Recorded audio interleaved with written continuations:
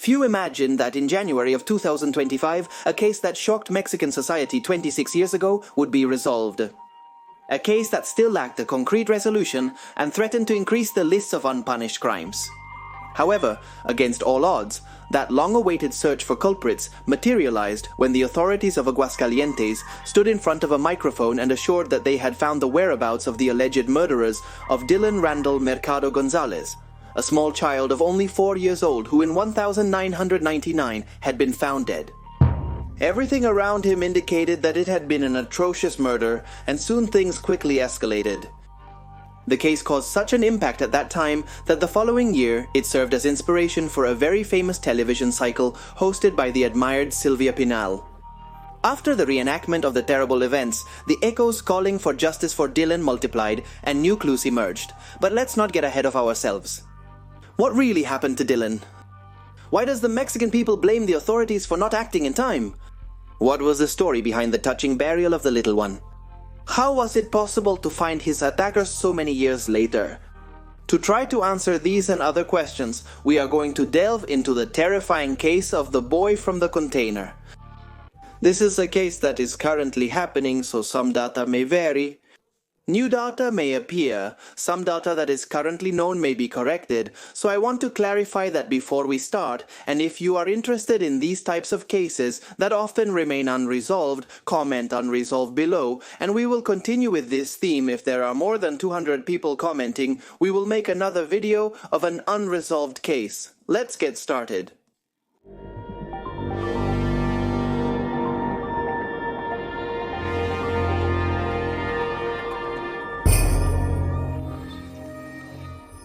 On November 12, 1999, when a man who was rummaging through a dumpster in search of food made a discovery that would leave him petrified.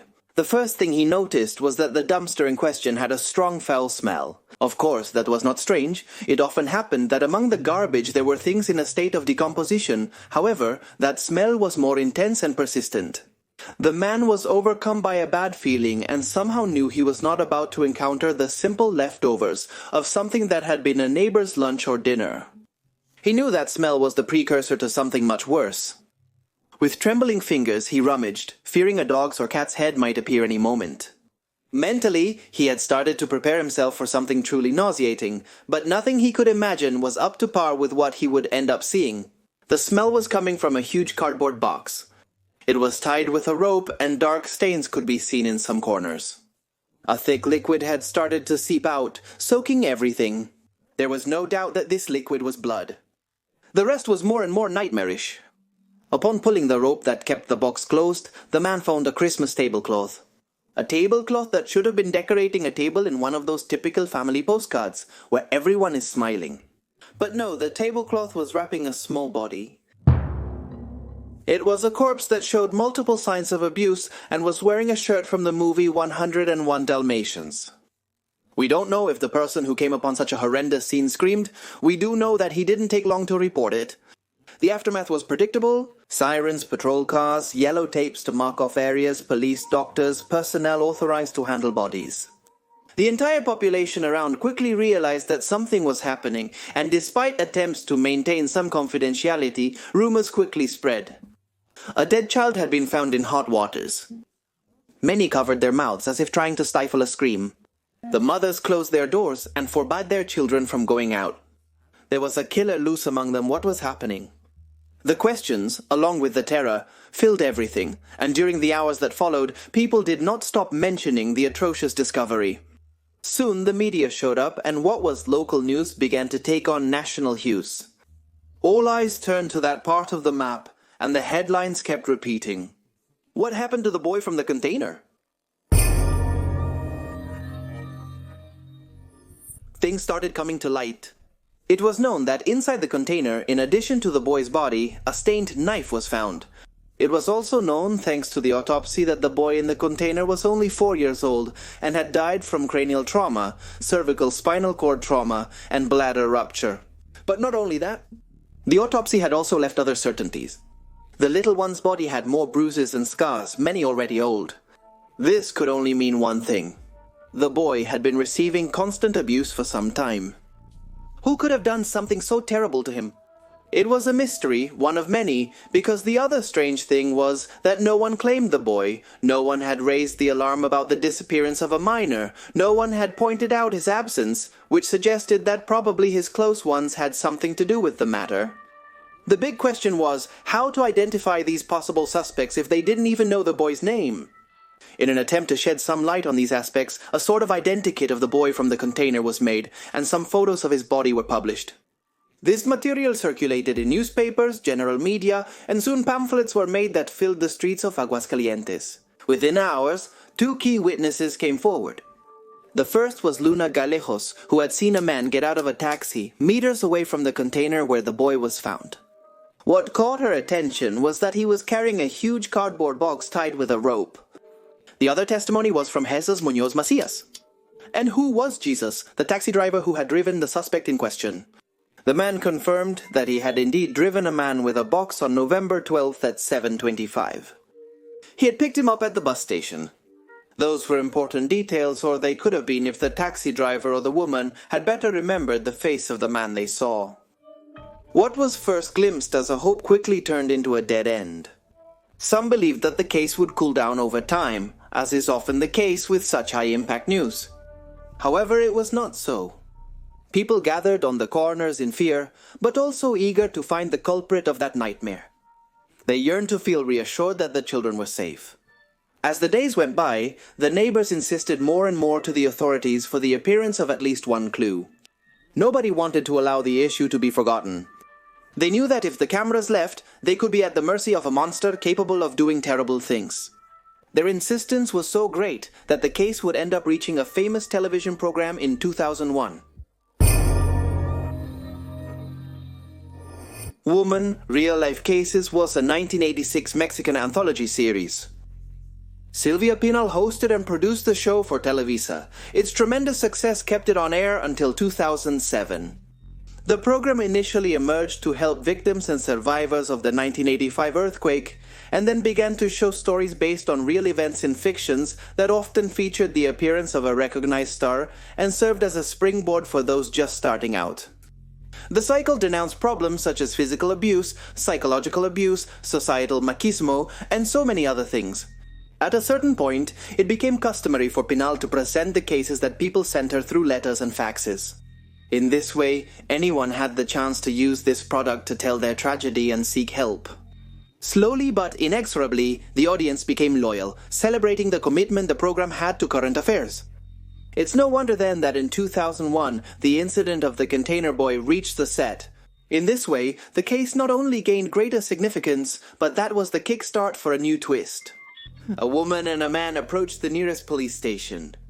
They claimed to know the identity of that child whose photo was pasted on all the light poles. In 2001, Araceli González Becerra claimed to be the grandmother of the boy found in the container. She said that the boy was born in 1995 and that his name was Dylan Randall Mercado González. Dylan was the son of Liliana Lucero Mercado González, daughter of Araceli and Andrés Amador Garrido. However, the latter had never acknowledged the boy, and that's why Liliana had taken care of raising him alone, at least until another man had appeared in her life. Francisco Javier López González, a reserved man dedicated to photography. When that relationship had started, Liliana and Dylan had stopped visiting their relatives frequently. They had started a rather nomadic life, moving from one place to another, partly because the family kept growing. The woman had become pregnant 3 more times after starting to date her new partner, and while they seemed united on the outside, in some snapshots you could see them smiling. It was all a facade. Dylan's grandmother had requested custody of the little one on more than one occasion. She believed the boy was being mistreated, which she confirmed by talking to her daughter and Francisco Javier's known neighbors. In fact, some of these neighbors had reported the couple for constant noise and shouting. Some had mentioned in their testimonies that they could hear how Dylan spent every night crying. One way or another, Araceli could never gain custody and had watched heartbroken as the others kept moving on, cutting off all dealings with her. When she had seen the news about the boy in the container and his representation on Pinal's show, she had wanted to dispel her doubts. But after it became impossible for her to track down her daughter, she had no choice but to accept what was happening. The dead boy was her grandson. Dionisio Perez Temostli, a former associate of Francisco Javier, also came forward to give a statement. Dionisio confirmed the man's violent personality and added something that made the skin crawl. Francisco Javier had a daughter from a previous relationship, but she had died due to a supposed fall. With the new information, the accidental death seemed suspicious. As expected, new questions emerged. The couple's multiple reports of family abuse in the national system for the integral development of the family increasingly offended those following the case. Everyone knew they were plainly and simply facing something that could have been avoided.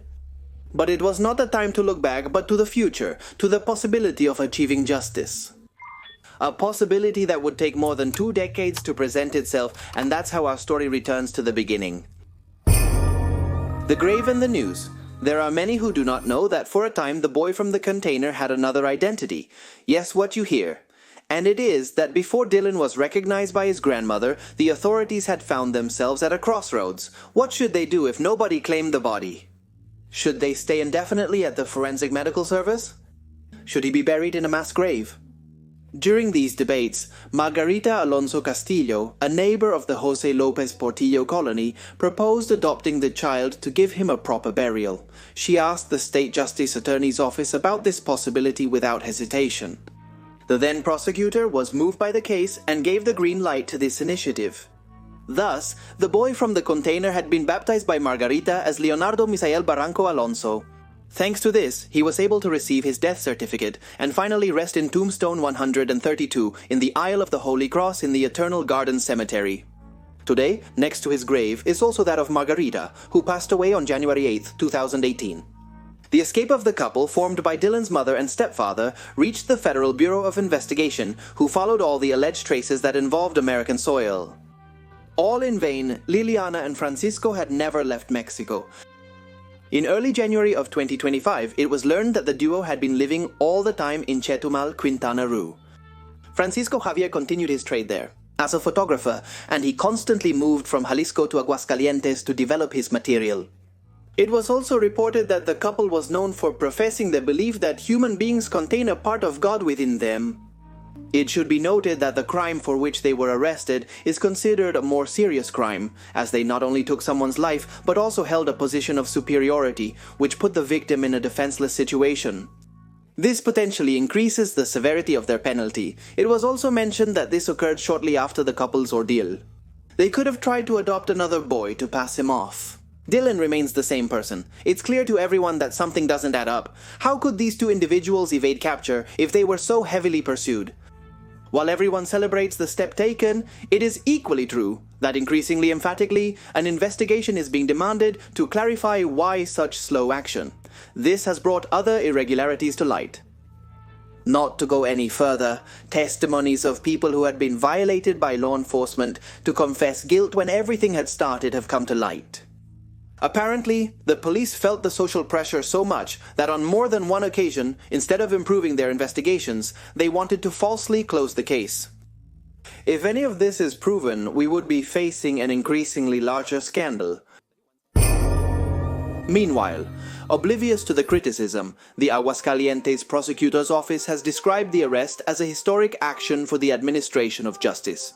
Before the arrest of Francisco Javier and Liliana Lucero was announced, one of their daughters posted a lengthy statement on a social network in which the following phrase stands out: "Liliana was a woman who was hurt, tortured, abused, and blackmailed by that damned man who is unfortunately my father." It is believed that this woman, Liliana's daughter, was the one who had spoken to the authorities. Many believe the defense will investigate these aspects if Francisco Javier is proven to be the murderer. What role would the child's mother have played, silent accomplice, another victim? If it were the latter, why hadn't she been able to speak before, revealing where they were hiding? Fear, perhaps? The case promises to bring news soon. While this is a positive development, it's agreed that Dylan can't yet be said to be resting in peace. It remains to be seen what will happen in the courts. Those who follow the case closely also point out not to forget that what happened with the boy from the container is a clear reminder of violence, to which boys and girls are subjected to daily violence that comes from their homes and also from institutions that, instead of providing them with help or containment, ignore all alerts. It is believed that the Cycle Women real-life cases would have had more than 1,500 episodes. The conservation of the program by Televisa has been described as poor and disinterested, after the program that ended up helping invaluable to the cause of the boy from the container. Women real-life cases. Return to the subject, updating the drama. At the end of that second broadcast, Pinal urged anyone who had possible information about the whereabouts of Liliana or Francisco Javier to call the police. Before the fade to black, she added, the death of children should never go unpunished. Despite her wish, impunity did reign for 26 hard and long years. Pinal died on November 28 of 2024 without seeing fulfilled. Her request